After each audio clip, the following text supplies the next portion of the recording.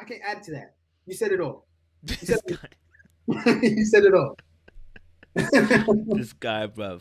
We'll do 1 more minute, bro, and then I will probably do a What part you? two I was another taking care time. of myself before I was married. And then you got Baby, I married and got a stopped house. taking I care have of multiple yourself. mortgages. I still take care of shit. That's the thing. Listen, I'm not saying you can't make money. What I'm saying is what you're bringing to this table is a service that can be paid for versus what a man has to bring to the table for your life.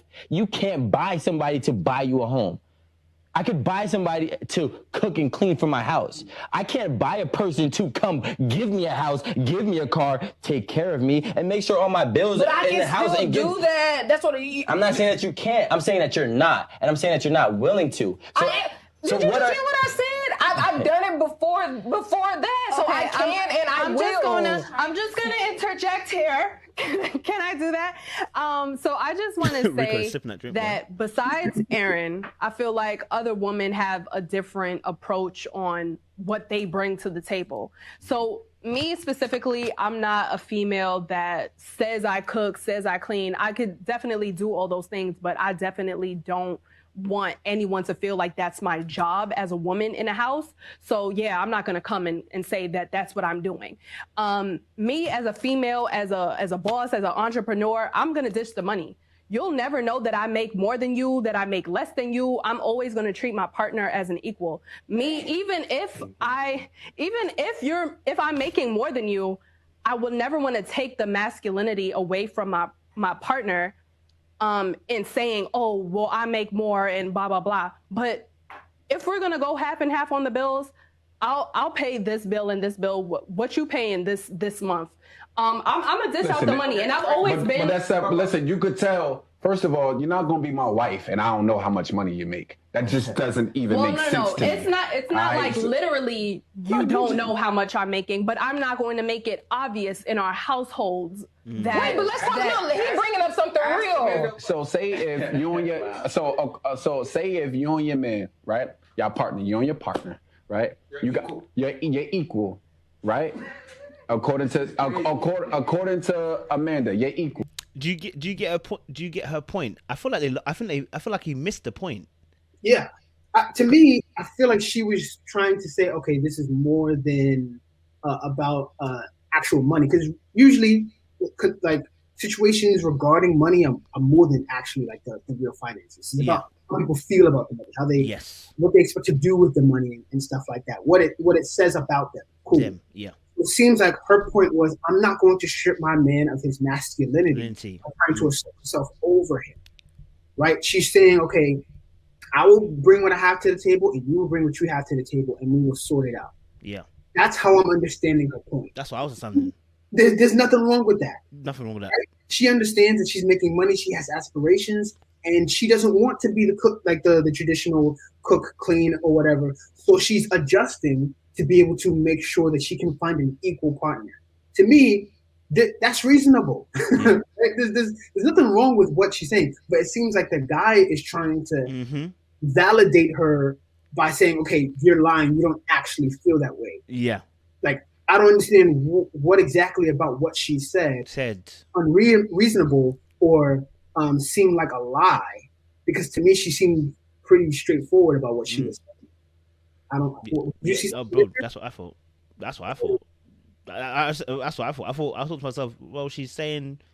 I thought that's what she was saying, bro. Like what you said, and obviously the guy's like he's almost like trying to say, no, that's not how it is. Like, and I'm like, she.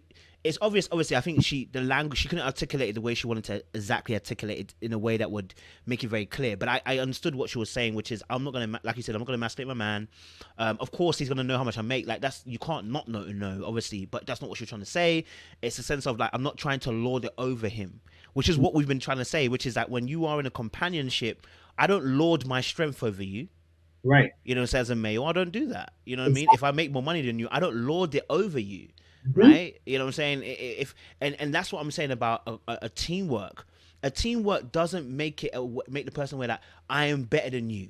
You may have better skills than person, you may be stronger in certain areas, but it shouldn't be a case of you lording it over that person and making them aware that, listen, I'm better than you, and almost like a bravado that, you know, you trump them in this particular area. That's how you emasculate a man. That's also how, as well, you actually break a woman. There's no need for it. You know, we understand we have weaknesses and we have strengths. We should be celebrating one another. And that's why I'm saying, coming back to our point about intimacy and companionship, when you are true companions, you don't look for those, like when you're dealing with your boys, you know they've got weaknesses, brother. You know there's one guy who here, bruv, he's worse with money. But nobody goes at him and be like, bro, I'm better than you at money, you know. Nobody does that because that's your companion, that's your bro. Right? We understand that when it comes to friendships, but when we're in relationships, something flips. Something flips. And what flips is your fears. Because now you have to be vulnerable. There's a level of nakedness that comes into being in a relationship when you're romantic than it comes to being when you're in a friendship. In your friendship, you can be totally naked because you know no judgment comes. But when you're in a relationship, we make assumptions that if I get naked, you gonna judge me. Right? You gonna judge me. That's why a girl can get naked with her girls, and when she gets in front of the guys, like, I'm shy. I don't do nakedness. It's like, because why? But it's because you are afraid of the judgment that could come from that man, and vice versa for men as well, women too. So it's like we are scared in relationships. And I think that's why God allows us to have these relationships, because it really does show outwardly how we are, that we have these fears, and until someone prods them, it's like you are not even sometimes aware that you have these fears of being vulnerable with people to a certain degree. So I think this conversation about finance, stuff like that, it just kind of highlights again: are we companions? Are we walking together, or is it are we just kind of just coming together for the sake of coming together? And I like you, you like me, and that's really it. There has to be a deeper bond that we're trying to form. You know what I mean? You hit it right on the nose.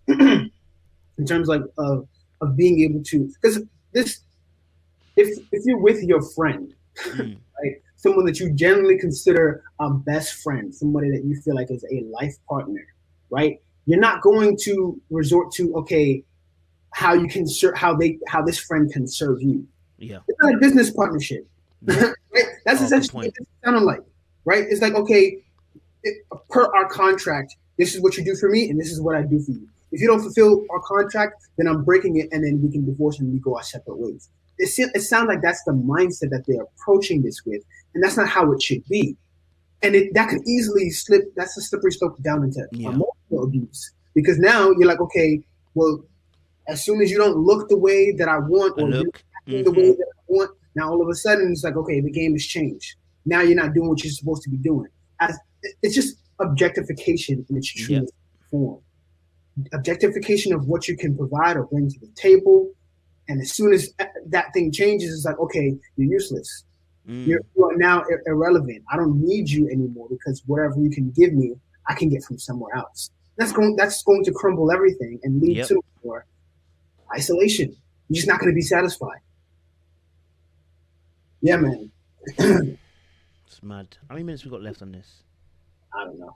I think we got I think you got 2 minutes left on it. Right? Y'all got $10,000 in a joint account, right?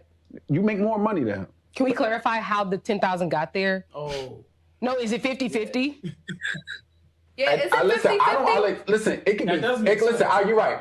Just say you put in. It's 50-50. Just say it's 50-50. That's what we're gonna do. We're gonna keep it even, because that's your equal, right?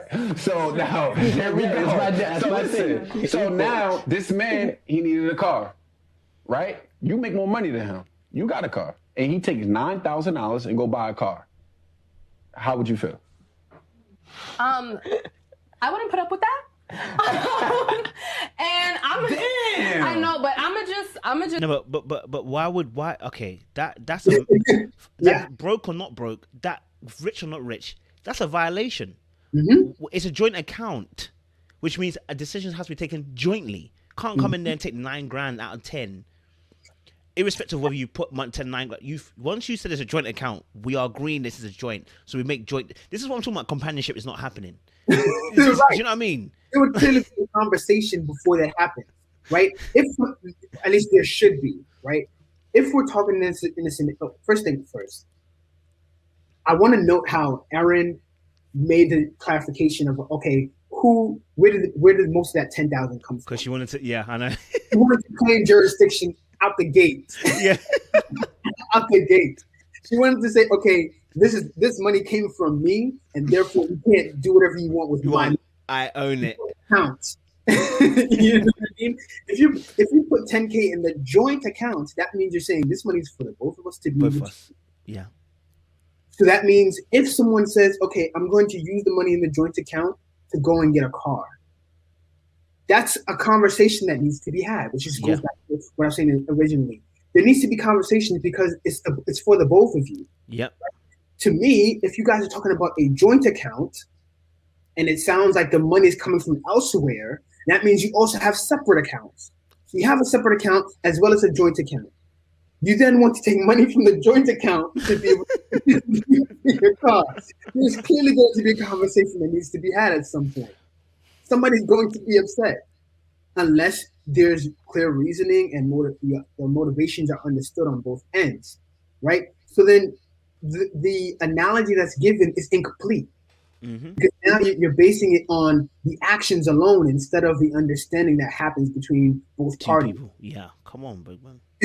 Like, that's the one element that's missing here. And it goes back to your point. There is no companionship, because in a companionship, if me and my bro put money into an account for something and we say, okay, we want to reach a goal, and I take that money out, he's going to be like, here, what are you doing? There has to be a conversation there, because we're friends and we have a similar goal. And in marriage, if you have a joint account and you then take something from that joint account, there has to be a conversation. It's like, to me, why are we going through skipping that? Like, what is going on here? You know what I mean? Like, what relationships people having out here? That's my question. How are people not talking to one another? Like, this is a person that you say you want to be committed to. How are you making these types of decisions and asking, discussing, deliberating? I don't understand, man. Even if you took 5K, it's still a problem, because it's a large purchase that requires for both of you to actually speak upon. Exactly. Do you know what I mean? Like, it's a joint account which and this is why goals have to be established. Anyway, let's play a little bit more longer, but that's why goals have to be established. You know what I mean? Let's say it like this. So I do work hard for my money, and I'm only downplaying how much money I make to, I don't know, appease you, I guess. But I do want to reference, I never remember this movie every time I want to talk about it, but that Tyler Perry movie where Janet Jackson got the HIV because her husband was cheating on her. Anybody know that movie? Something for Black girls. Why did I get married? Four color girls. Yeah, right. Girls. She was a lawyer. She made more money than her husband, and her husband took out a lot of the money out of their joint account, and she was pissed. And I understand that's not okay. But then now I do want to reference Crazy Rich Asians, where the girl felt guilty for having way more money than her husband, so she used to shop on the low. So that's maybe something I would do, but not like shop on the low, but have a different account. But what is the problem? Please help me out here.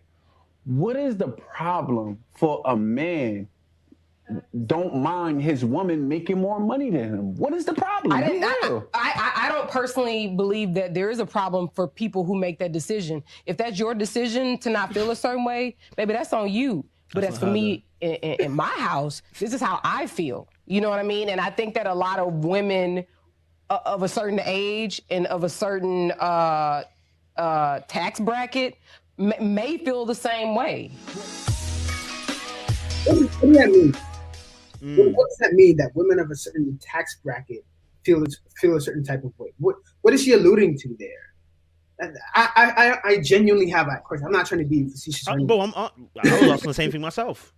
Like, what is she trying to imply by saying, okay, the conclusion I come to is, okay, women of a higher tax bracket want a man with higher finances than they do. Okay, you know what? Fine, you can have that, right? You can try and wait, or try and, like, I don't know, try to attract a man with a higher tax bracket. Understand that man, if he has his own, he's not going to care about what you bring to the table. Mm-hmm. He's going to be like, okay, I can do everything that I want to do on my own. I have women coming to me. I have all these types of different opportunities that I have. I have maids and stuff like that. I don't care about your finances and what you bring to the table. Not that it doesn't matter, but it's that it's not a deciding factor for me. Yeah. Because I have my own. Yeah. right? So now you're looking for me, and my pool is much wider. Wider. So if I'm choosing between you, who does have a lot of money, and someone who does fit my fancy, and you guys can be, say you look the same, right? She's kinder to me, and she's more willing to work with me as a teammate, right? She's more willing to see where she can fit into my world. Whereas for you, it might be a little bit more difficult because you have a specific type of man in mind. Right? Your pool is smaller. Yeah. Whereas mine is much wider. If I have to choose, there's just so much more for me to choose from. And like, this is where we get into the nitty gritty, because there's so many people who don't fall into that bracket. You know what I mean? And yet people are going into the mindset of trying to get people in those brackets, right? Or like people who try to fit into these small percentages. And that's where I feel like people are missing the mark, because as you said, people are overestimating their value. Or what they can bring to them. They're overestimating themselves. There's nothing wrong with confidence and being secure in yourself. But when you take it to a level of like, okay, you're on a certain level and you need somebody who's higher than that, that's where it can get a little tricky when you're trying to view the pool that you're in. Then this is where people say, okay, so then do you want me to settle? Do you want me to look lower? I'm not sure if it's really looking lower if you're actually at the same level as everyone else. You know what I mean? Like, it's not settling for somebody who's lower than you. It might actually be looking across. Absolutely. You know what I mean? Because if you're saying, okay, this is where I'm at realistically, I'm not at this high level, or maybe you are, right? What are the things that you consider valuable? Because it's a subjective term. Yep. You consider valuable, someone else may not, right? So then based on your subjective terms of value, see who matches that and then prioritize it. Because there's a lot of things that I believe people they confuse their preferences with their pillars. There's pillars of standards that people have, and then there's preferences. But people will deny the person who checks all the pillars because they don't have all their preferences. And that goes on both ends. That goes for both men and women. But I could rant about that for a long time. So no, brother, you spoke truth, bro. I don't know what she meant by the tax bracket stuff. So I don't know. That's just where my mind went. Like, what does that mean? That's why I wish this was longer, because then it's like, okay, there could be clarification. I think there was a part 3, but I don't know if they've released it. So I'll have a look and see if they have released it. But yeah, I mean, I don't know. Yeah, guys, listen. It's been a wavy chat, bro. I thought it would be a half an hour review. We'll do it quickly and back, you know, knock it out the park.